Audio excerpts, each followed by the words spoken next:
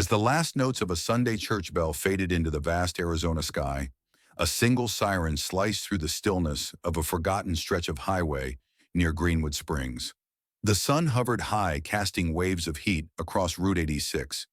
A battered 1965 Ford pickup coughed its way to the shoulder, hissing smoke from its exhaust. Dust curled into the air like phantom fingers. The road stretched empty for miles in both directions. No witnesses, no noise, just the dry hum of the desert. From the patrol car behind, two young officers emerged. Officer Blake Turner adjusted his mirrored sunglasses and gripped his flashlight. Beside him, rookie officer Jamie Lyons wiped sweat from his brow. "Someone forgot what century we're in," Blake muttered, gesturing to the truck's rusted frame and faded paint. No license plates, no inspection stickers, no visible registration. He aimed the flashlight through the cracked windshield. Inside, an elderly man sat motionless, both hands clutching the worn steering wheel. He wore a sun-bleached plaid shirt and a plain khaki cap, the brim shadowing a deeply lined face. "Step out of the vehicle, sir," Blake called firmly. The old man didn't move. His thin fingers loosened only enough to lift slowly, deliberately, until both palms pressed against the inside of the window. Blake frowned. "Name." A pause dry as the desert wind. "Walter Langston." "Walter what?" Jamie asked, voice softening slightly. "Walter Langston." The man repeated, voice rough yet steady. No fear, no hesitation. "Hands behind your back. Now." Blake's cuffs snapped around Walter's thin wrist with a cold finality. The truck's interior yielded little, a small, dented tin box on the passenger seat and a thin, leather-bound notebook tucked into Walter's shirt pocket. Neither officer thought to ask about them. Back at the Greenwood Springs police station, Sergeant Henry Davis flipped through the intake notes, sweat already darkening the underarms of his uniform. Unregistered vehicle, no plates, no state ID, names not in the local system. He tossed the file back onto the desk. "Fingerprint him. If nothing pings, we cite and release." In the dim interview room, Walter sat upright, hands resting on bony knees, gaze fixed on the corner surveillance camera. Not once did he speak.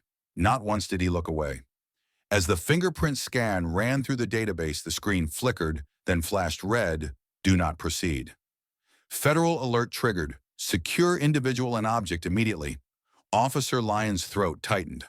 "Sarge, you better come look at this." Sergeant Davis leaned in, eyes narrowing. "What in the hell?" Word spread like wildfire through the small station. Phones stopped ringing. Conversations hushed. Officers avoided the interview room. No one touched the tin box. No one questioned Walter further. A new message hit every terminal: "Do not interact. Await federal arrival." ETA 45 minutes. In the evidence room, Officer Carl Jennings hesitated before placing the tin box onto the steel table. The lid bore only a crude, hand-etched mark, 114 Ember. "What's this supposed to be?" Carl whispered, fingers brushing the latch. "Don't," Sergeant Davis ordered sharply, voice cutting through the air like a whip. "Federal orders say do not touch. Lock it. Label it Category Black." At the front desk, Officer Samantha Lee glanced nervously at the monitor feed. "He hasn't moved. Not an inch. 30 minutes straight." Sergeant Davis folded his arms. He'd booked arsonists, gang runners, fugitives. But Walter Langston wasn't like them. He wasn't anyone's suspect. He wasn't resisting. He was waiting for what or whom they didn't know. Minutes crawled by. Then, like phantoms from a forgotten playbook, 6 unmarked black SUVs glided into the station lot. No sirens, no lights. 5 agents emerged, their black suits marked with a silver-winged torch, insignia no officer had ever seen. Leading them was a tall woman with steel-gray eyes. "Agent Evelyn Rhodes," she announced, flashing a badge that bore no agency name. "I need access to the detainee and the object tagged Ember." Sergeant Davis nodded stiffly. "We haven't touched the box. We haven't questioned him. We followed protocol." "Good," Rhodes said, "because the man you're holding is not a criminal. He is a checkpoint in a system this country buried long ago." Inside the interview room, the old man slowly turned his head as the agents entered.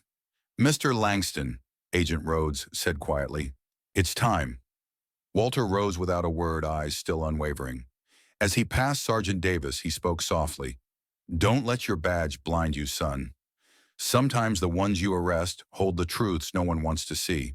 And as the black convoy pulled away carrying Walter and the box into a future unknown, one final message flickered across the station's main screen. Subject WL confirmed. Operation Emberfall Alpha activation. And this was only the beginning. Beneath Fort Hearth, a long-shuttered military complex buried under layers of steel, and time-cold fluorescent lights flickered to life. The sound of reinforced doors releasing echoed through the corridors. Walter Langston, hands-free but under close watch, walked steadily beside Agent Evelyn Rhodes. The agents flanked them silently, their footsteps crisp against concrete floors, chilled to 50-degree.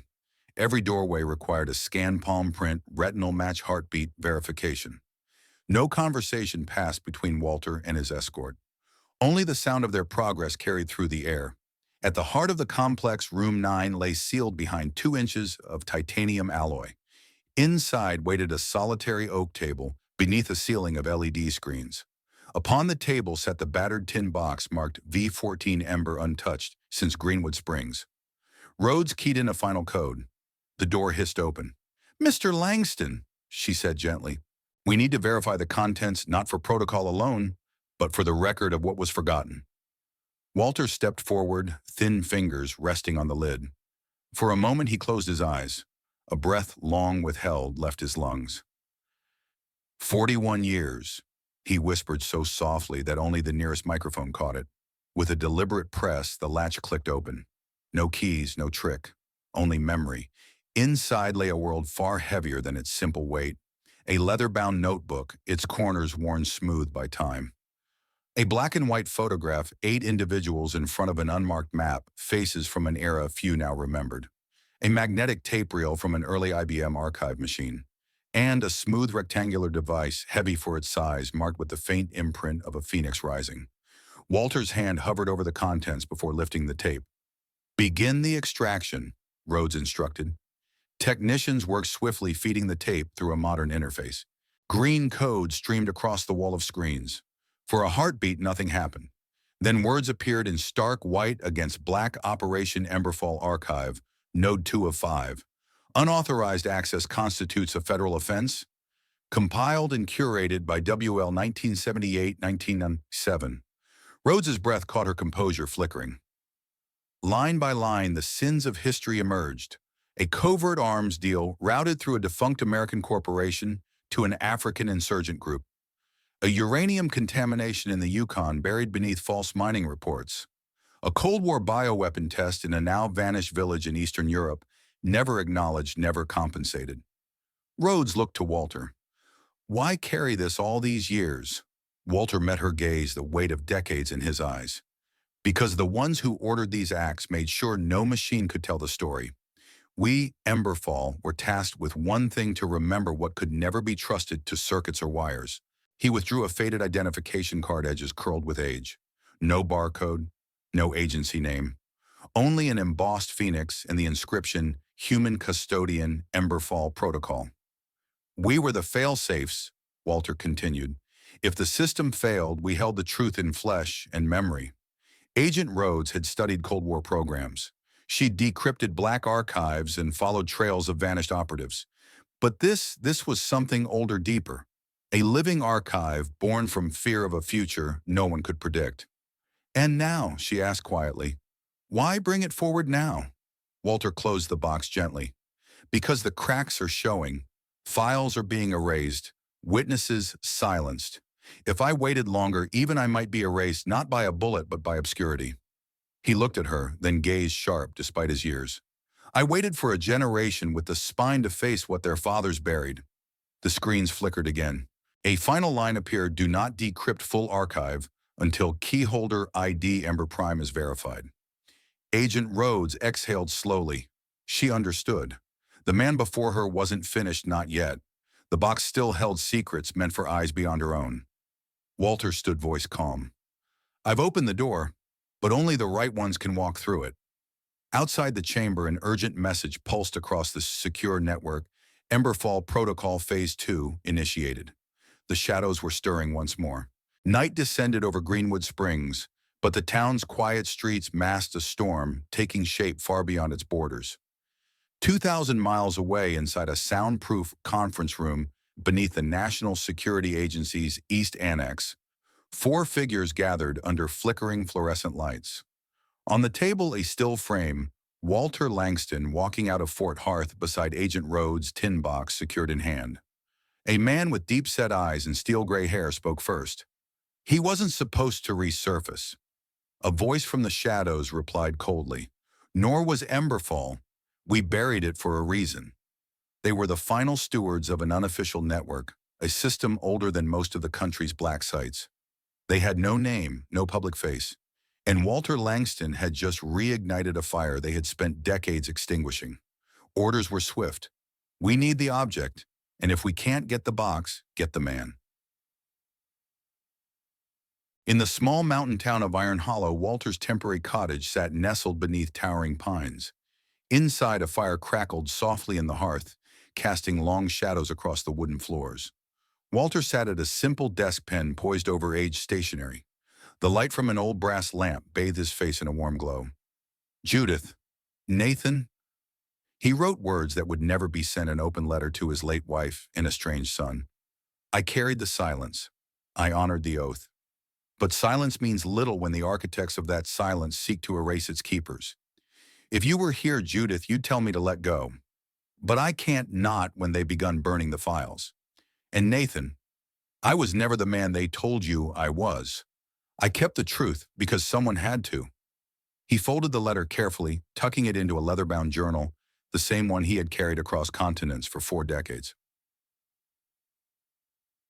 Across the street, parked beneath the cloak of night, a silver SUV remained motionless. Inside, a man in a white shirt and gray tie adjusted thermal binoculars. Through the lenses, Walter was a silhouette bathed in amber light, sitting upright, still writing. He hasn't moved. The device is still inside, the man whispered into his comms. A woman's voice answered curt and precise. No rash moves. We don't want a body. We want what's in his head. 3 days later, Walter was summoned again, not back to Fort Harth, but to Washington, D.C. The invitation came wrapped in polite language to assist with review of recently recovered classified archives.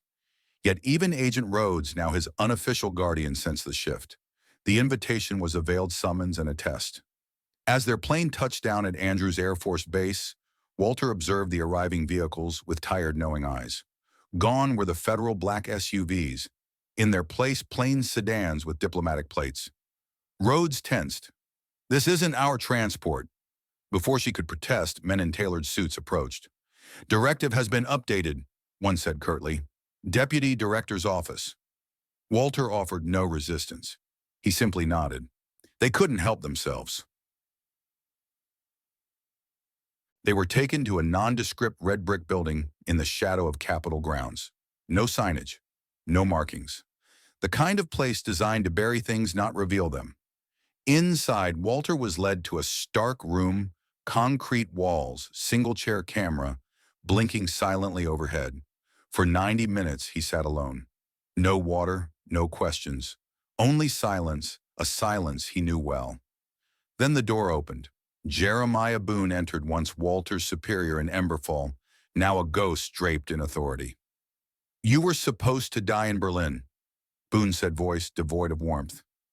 Like the others. Walter's gaze remained steady. I did.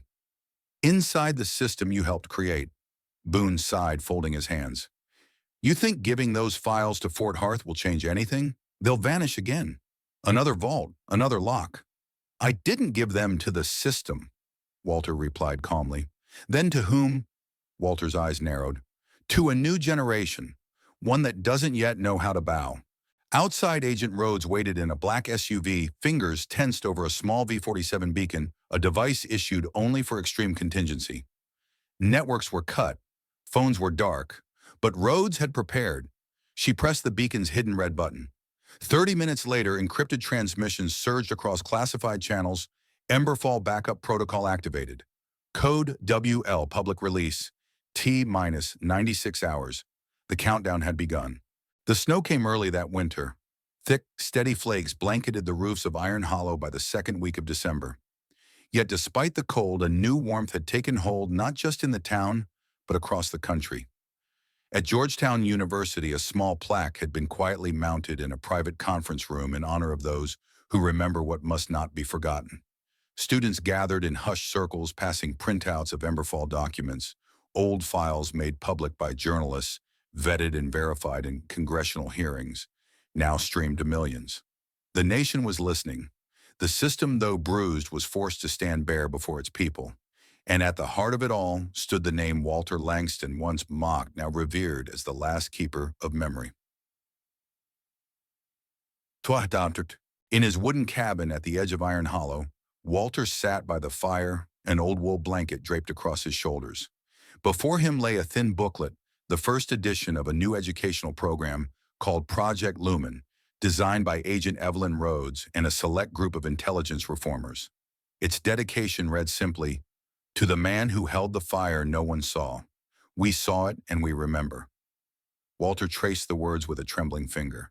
No medals, no headlines, just acknowledgement, sincere and lasting. Outside, the town stirred. Reporters had come and gone, their cameras now silent. Yet the community had shifted. At the local hardware store, an old-timer remarked, "That fellow helped me fix my porch when no one else would. Don't care what the papers say, he's a good man."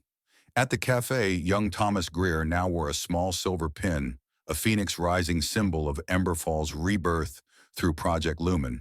And across social media, a quieter hashtag had emerged. We remember WL, not viral, not trending, just constant, persistent like the flame Walter had carried for so long. Tending on him. One gray morning, a government-plated SUV stopped quietly before Walter's cottage. Out stepped a familiar figure, now dressed not in federal black, but a simple brown coat dusted with snow. Agent Evelyn Rhodes approached, cradling a small wooden box. "This isn't from the government," she said softly. "It's from us, the ones you lit a fire for." Inside the box was a hand-forged metal medallion. "Walter Langston, keeper of memory," the line held. Walter smiled, an expression not guarded, not forced, but deeply real. "That title's too grand for an old man who simply kept his word," he said. "Your silence," Rhodes replied, "was thunder." Tunatun. A week later, in a private ceremony at Georgetown University, young intelligence recruits gathered not to glorify secrecy, but to honor ethics, transparency, and the courage to refuse wrongful orders. Walter did not attend in person. Instead, a pre-recorded video played on a simple projector screen. "Not everyone who holds the dark is a villain," he said quietly. "Some hold it so the light can step forward without burning. If you are the next generation, do better. Carry the truth. Do not bury it. And when the time comes, give it not to the system, but to the people." The room rose in standing ovation. Among them stood Thomas Greer, a small phoenix pin gleaming on his lapel. That night he changed his major from cybersecurity to ethics and intelligence. In Iron Hollow, life returned to its gentle rhythm. Walter sat on his porch, a thin booklet in hand, Project Lumen's first curriculum draft. Nearby, children played in the snow. Across the road, neighbors waved quietly, not out of curiosity but respect. Later that morning, Walter bundled himself in a thick coat and carried the battered tin box one final time. Not to surrender it, but to donate it to the Smithsonian's archival wing. No cameras followed, no speeches were given. Just an old man placing the century's secrets into hands ready to preserve, not distort them. As he stepped back into the cold air, a young boy on a bicycle paused before him. "I read about you in the paper. Are you real?"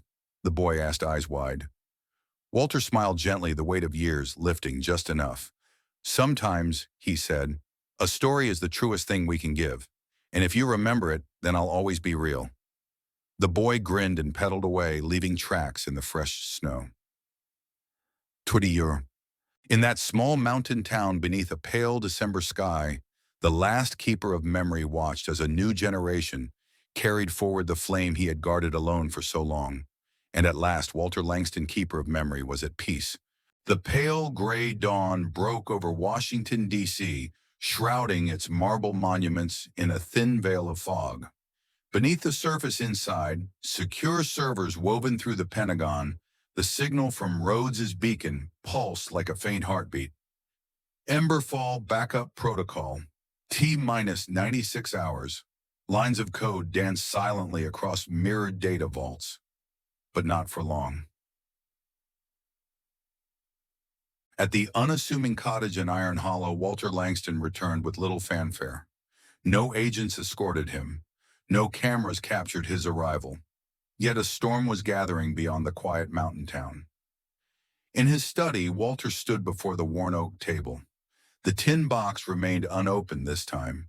Instead, he poured a single cup of tea, hands trembling not from age but from the weight of what was about to unfold. Across the room, Agent Rhodes entered quietly, her winter coat draped with fresh snow. "They'll move fast," she said softly. "They already are." Walter nodded. "They think the game is theirs, but the pieces are moving." At that moment, across encrypted networks, Emberfall's forgotten truce began to bleed into the world, not through a dramatic hack, but through careful surgical release. In New York, the editorial team of the Chronicle received an anonymous encrypted message. The sender was verified through a legacy signal last used in 2002, one linked to an agent long presumed dead. Inside, a memo detailing a covert arms deal routed through a defunct U.S. corporation to African insurgents. The memo bore the signature of a former national security advisor. A second file followed hours later, then a third. In Washington, congressional aides in reform-minded offices received similar packets. Their senders, W.L. Ghost. No signature, no traceable origin, but the content was undeniable. Newsrooms stirred. Phones rang. Editors debated. Was this authentic? Could it be a trap? Yet each document contained verification markers, old codes known only to those inside Emberfall's original circle. The media could not dismiss them. By the second evening, hashtags began to trend. Reassure Emberfall files, truth unburied. Yet not all reactions were sympathetic. Within hours, mocking hashtags appeared. Yacht Old Man Conspiracy, Yarn Emberfall hoax meme images of Walter aged frail in a tinfoil hat circulated widely. Some depicted him as a dangerous relic, others as a senile fool. Walter watched the flurry unfold from his small radio. The smile never reached his eyes. "They mock what they fear," he told Rhodes. "It buys them time, but not enough." In Iron Hollow, the local cafe buzzed with whispered speculation. Is that the same man the news is talking about? He's been here for weeks, harmless old guy, fixes the neighbor's porch. Yet beneath the surface, lines were being drawn. Some mocked, some rallied. One local boy, 16-year-old Thomas Greer, posted a simple message to his modest social feed. "If keeping secrets makes you a villain, then I hope I have half his courage when the time comes." It was shared over 10,000 times within hours. Inside Walter's study, Rhodes placed a small portable terminal on the table. "It started," she said. "Congress is calling for hearings. Not staged ones, real ones. The youngest members are pushing it forward." Walter's gaze softened. "I waited for this, not for me, but for them." Rhodes hesitated. "And if they try to stop it again," Walter sipped his tea, "then the archive will flow faster. The clock is running. They can't turn it back now." 2 days later, in a packed congressional chamber, the first public hearing convened. Cameras lined the walls. Reporters jostled for space. Walter did not appear, but a simple 41-second audio recording was played. "I am not a hero. I am not a villain. I was a keeper of memory when the system forgot its own. If you inherit this truth, carry it with care, and do not let them bury it again." The chamber fell silent. Not a breath stirred. In Iron Hollow, life seemed unchanged. Snow still fell. The woods remained quiet. Yet at the edge of town, unfamiliar vehicles lurked once more. Inside his cottage, Walter prepared quietly an old man who had sparked a storm. The future was no longer his to shape, but the flame was lit, and this time it would not be extinguished.